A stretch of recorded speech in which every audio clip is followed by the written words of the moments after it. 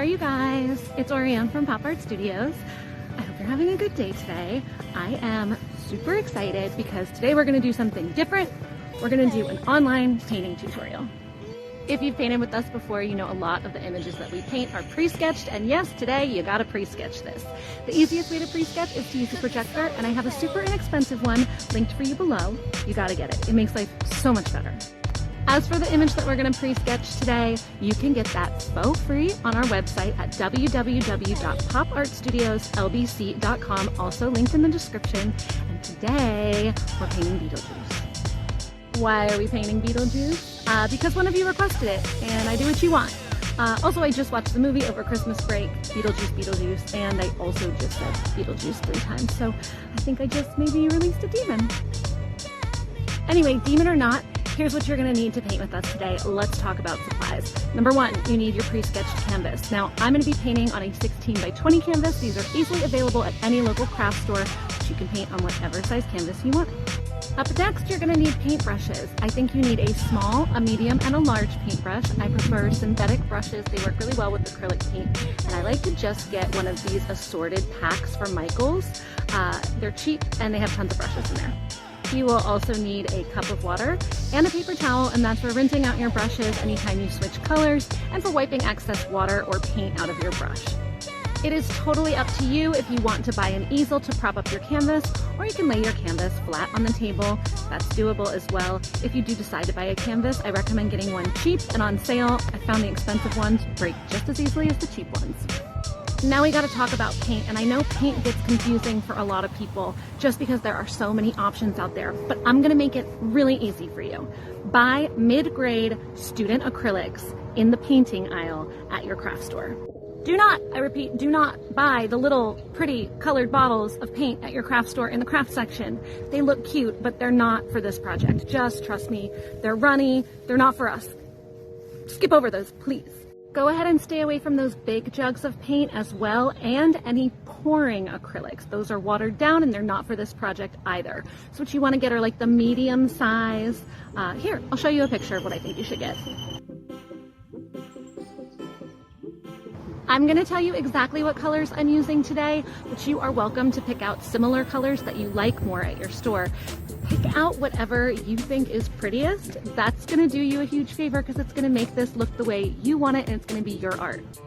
If you've painted with me before, you know I don't care very much about the rules. So if you wanna do something different, get creative, get crazy, go off the rails today, please feel free to do that.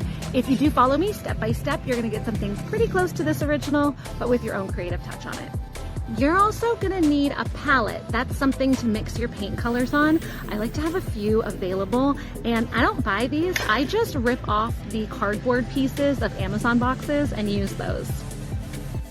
Okay, I think we're ready to start painting. Oh, except I forgot one important thing. I said I don't have any rules, but I have one rule.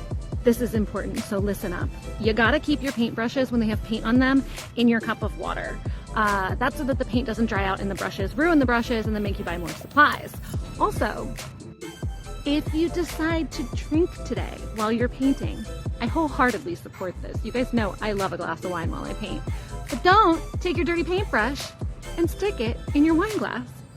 Don't do it! But if you do, stick your paintbrush in your wine glass and then you drink it.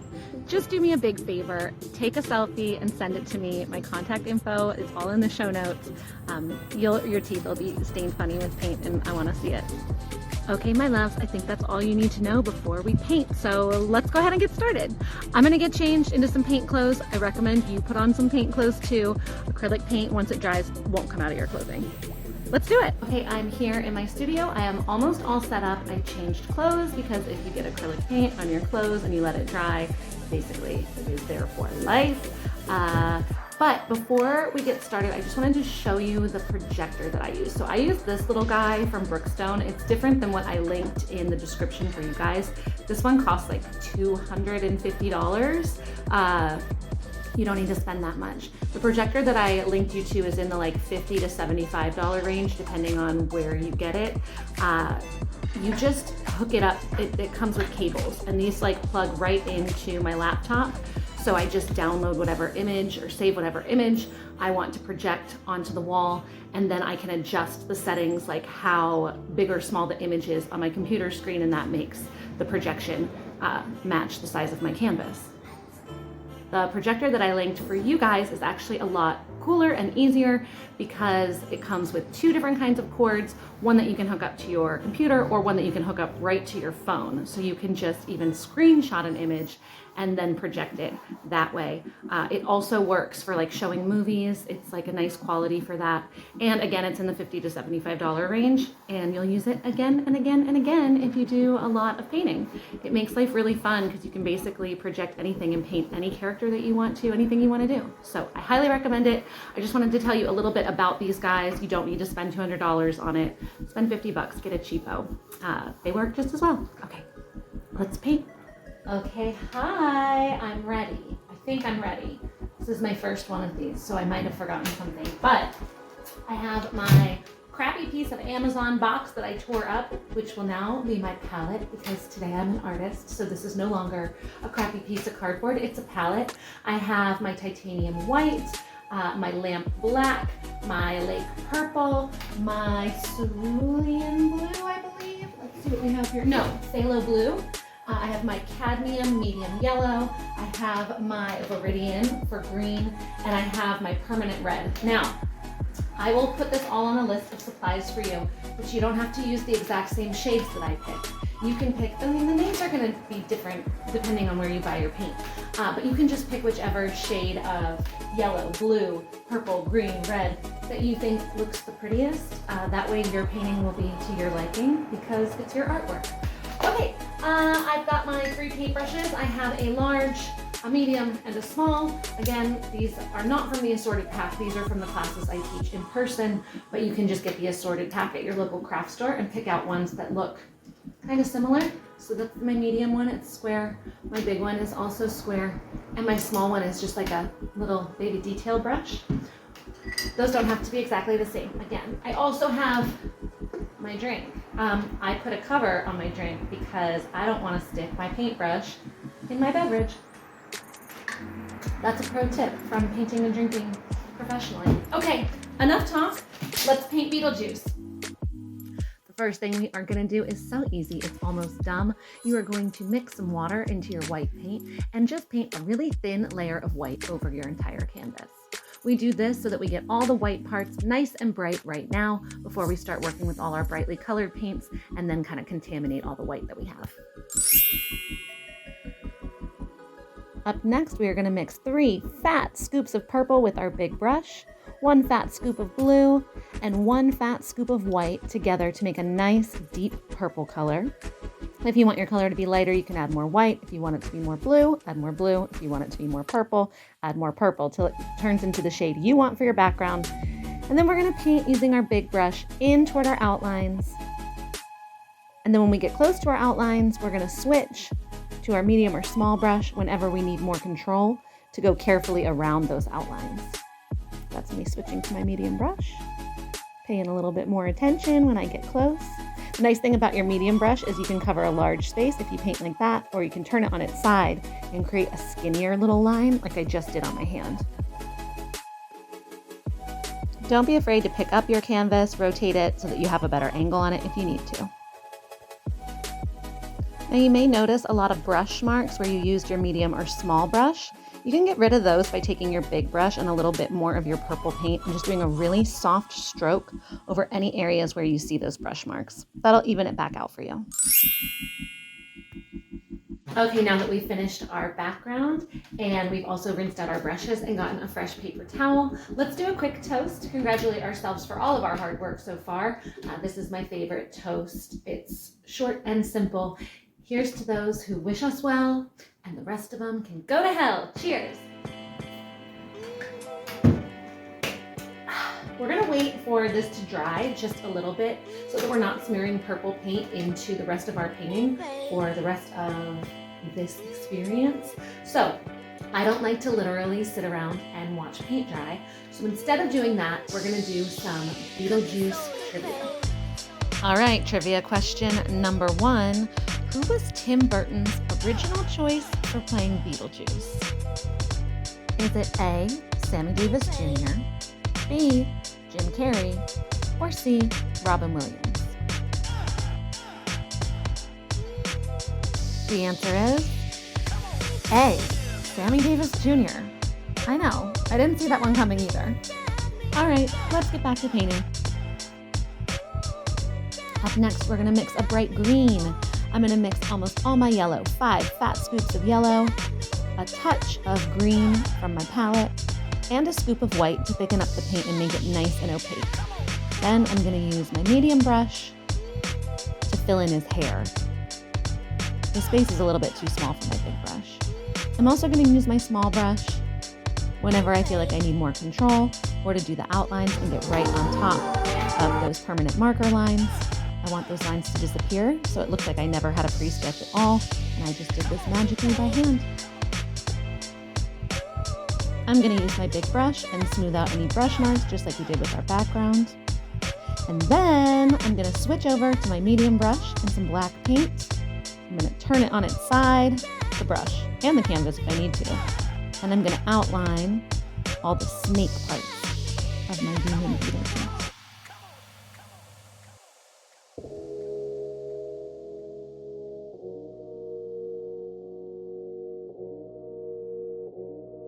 And I'm twisting and turning my canvas to get a better angle on it whenever I need to.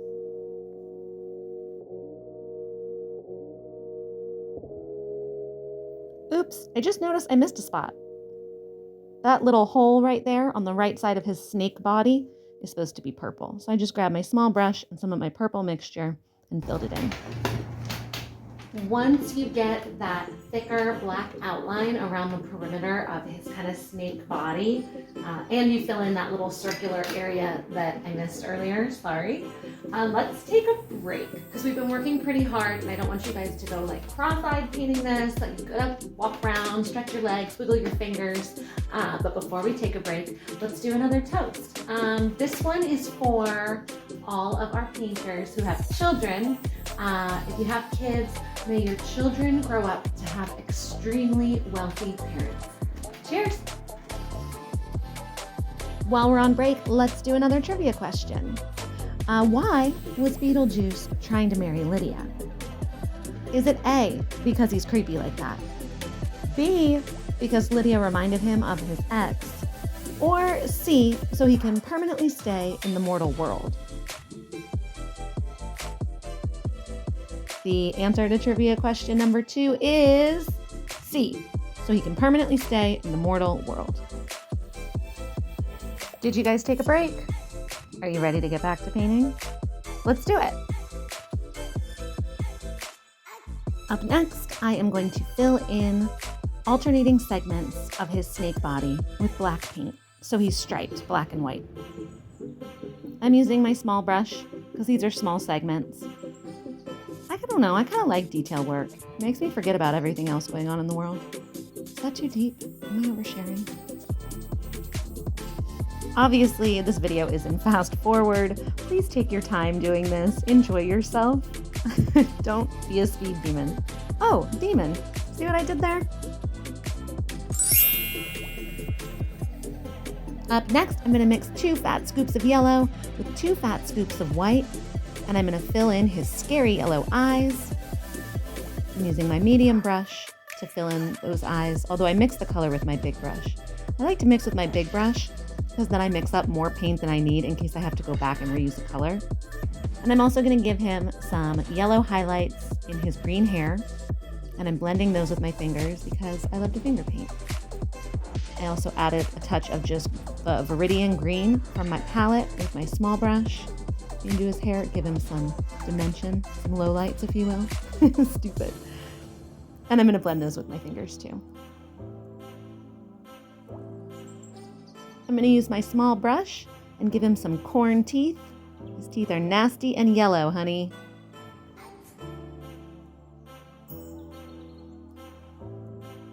And I'm going to use my small brush and just a tiny bit of red from my palette and outline his yellow eyes. I'm going to smooth over that with my finger just to blend it a tiny bit.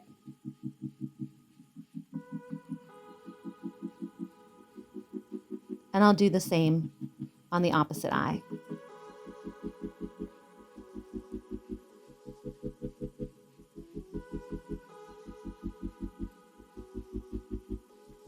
You can add more yellow in if that red goes too far into the eye. Like if his whole eye turns red, you can just wipe off some of the red with your finger and then touch yellow over it if you need to.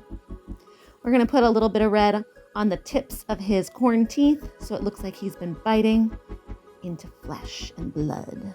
Creepy stuff. And I'm going to make his lip red.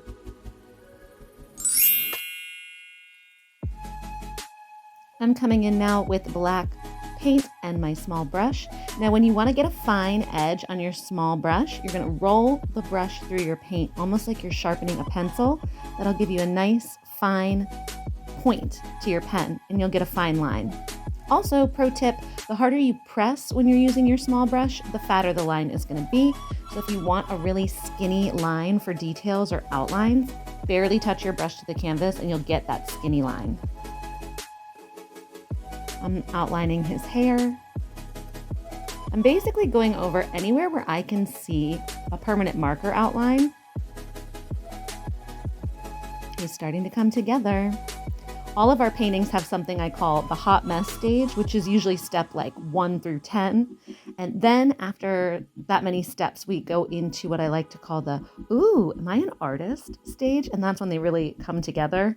I feel like we're definitely in the, ooh, am I an artist stage right now. I put some black lowlights in his hair. I outlined his teeth and filled in the center of his mouth with black. This is all with my small brush. And again, turn that canvas if you need to.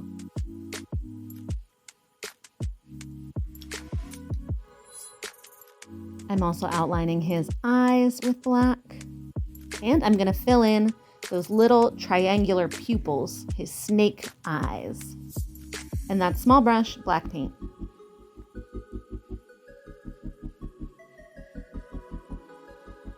When you get to this stage, you are pretty much done if you want to be. I like to take a step back from my canvas and just give it a once over. When you're sitting right on top of your canvas, you can't really gauge what it looks like. We don't look at art like this, right? We look at art from a distance, at least a little bit of a distance. So I recommend taking a step back, see if there's anything that you want to add, if anything looks a little funky or uneven. Maybe he's only got highlights on one side of his hair. Maybe he needs a little black outline here. Maybe you missed a spot here. If you do want to add on some more snake parts to fill in your canvas and make it more your own original art, you can do that. You would need to rinse out your big brushes, and I'll just walk you through how to make those snake parts. But basically, we're just going to paint a big white strip and a few little white snake tails and fill them in with black stripes. I'll show you right now if you want to keep going, but if not, take a break, baby. You're just about done. All you got to do is sign this. All right, if you want to add some more to your canvas, some more snake parts, you're going to use your big brush. Make sure it's rinsed out really well, and white paint. While I wait for that to dry, I'm just adding a little bit more detail, touching up a few things I saw when I took that step back from my canvas. Now to get it to look like this, I got to come in and add those black stripes to the white parts that I added. And I'm going to use my medium brush for that. I outline the edges and then just paint on stripes like so.